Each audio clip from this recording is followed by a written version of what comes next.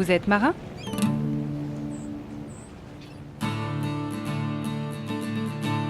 Oui. Oui. J'étais un marin dans un pays de marins. 1000 marins? Paimpol, cette année-là, était totalement différent de l'habituel. Les élèves présents à l'école d'hydrographie étaient également différents de l'habituel. Ce qui s'était passé, c'est qu'à la déclaration de guerre, l'État a fermé un certain nombre d'écoles d'hydrographie. Et il ne restait plus que Paimpol et Marseille. Donc ça a généré un afflux de candidats, comme on les appelait, à Paimpol et à Marseille, bien sûr. Et nous nous sommes trouvés plusieurs centaines à Paimpol, alors que d'habitude, il y en avait une cinquantaine. Il y avait à la fois les élèves qui seraient venus en temps de paix, plus tous ceux qui avaient échoué à l'examen d'entrée à Naval, qui ne voulaient pas être mobilisés dans l'armée de terre, et qui savaient trouver l'idée très bonne de venir s'inscrire à Paimpol avec l'espoir d'être mobilisés dans la marine. Donc ça avait amené beaucoup de jeunes qui ne seraient jamais venus à Paimpol autrement. Et obligatoirement, en ville, il y avait beaucoup plus de monde, il y avait beaucoup plus de jeunes, il y avait beaucoup plus d'excitation, si vous voulez. Et en plus, comme les nouvelles du front à la fin n'étaient pas très bonnes, eh bien les jeunes se posaient des questions et ça se voyait.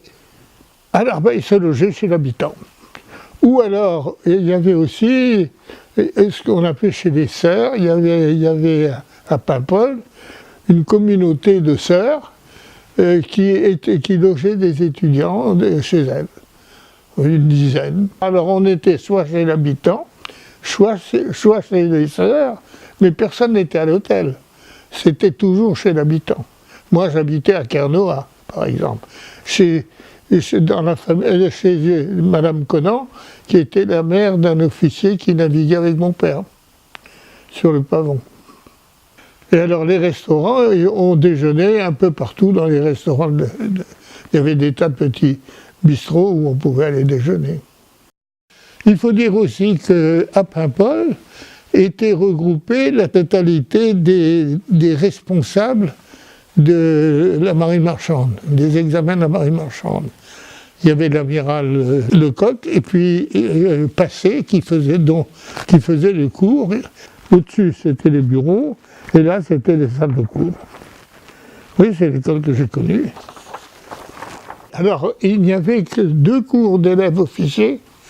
Et à la fin, il y a eu un cours de lieutenant théorie, je crois. Par contre, au moment des examens, tous les examens ont eu lieu, donc on a vu arriver des lieutenants théorie qui venaient passer la pratique, ou d'anciens élèves qui venaient repasser l'examen de lieutenant, et ceux qui avaient pu se libérer, qui étaient mobilisés, qui venaient passer l'examen de capitaine en cours. Donc pendant un certain temps, au moment où nous sommes partis, toutes les catégories étaient représentées. Mais elles ne sont pas toutes parties. Ils ne sont pas tous partis. Et on voulait être reçus à la fin de l'année. Donc le gros problème, c'était les calculs nautiques. Chaque droite correspond à une hauteur de soleil. Donc on s'entraînait à ça. Et il fallait le faire dans un temps donné. Donc, pour être tranquille, on se levait le matin. On se levait le matin à plusieurs et puis on faisait un concours. La trigonométrie, enfin les calculs nautiques, c'était l'essentiel de ce que l'on devait pouvoir faire pratiquement d'une façon automatique. Voilà. Donc, on se levait de bonne heure, on travaillait avant de partir au cours. Et le soir, ben, on dormait assez tôt et on ne faisait pas de folie. Il nous est arrivé quand même de faire quelquefois des excentricités. En hiver 39-40, on forgeait l'acier victorieux. C'était le slogan de l'époque. Nous allons forger l'acier victorieux. On s'était dit, ben, au fond, on va on va participer. Donc une nuit, on s'est retrouvé à plusieurs dizaines, même plusieurs centaines peut-être d'élèves, et on a emmené à la gare toute la ferraille qui traînait sur les quais, y compris les vieilles balises. Ça a été énorme, ça fait un remue-ménage toute une partie de la nuit à Paimpol. Ça a été notre seul exploit de l'époque. Non, notre seule distraction, mais ça quand même le dimanche, on sortait et on allait danser dans les bals des environs. On allait danser dans les bals des environs, les bals de village, et il n'y avait plus tellement de jeunes, donc nous on était très appréciés.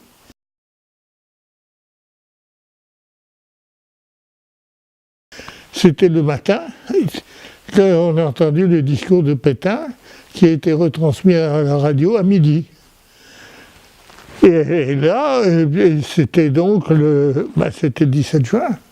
Comme les Allemands avançaient très tôt, avançaient très vite, on s'était dit la seule façon de s'en sortir, c'est de passer en Angleterre pour pouvoir se battre par la suite.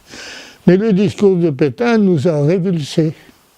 Vraiment, la grande majorité d'entre nous était hors d'elle.